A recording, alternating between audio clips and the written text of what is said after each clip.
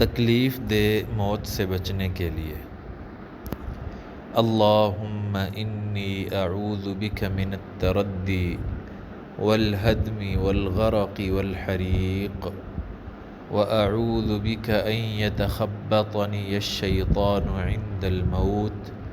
واعوذ بک ان اموت فی سبیلک مدبرا واعوذ بک ان اموت لدیغا۔ اے اللہ، بے شک میں گر کر مرنے، دب کر مرنے، ڈوب کر مرنے اور جل کر مرنے سے تیری پناہ چاہتا ہوں، اور میں تیری پناہ چاہتا ہوں اس سے کہ موت کے وقت شیطان مجھے اچک لے، اور میں تیری پناہ چاہتا ہوں اس سے کہ تیرے راستے میں پیٹھ پھیرتے ہوئے مارا جاؤں،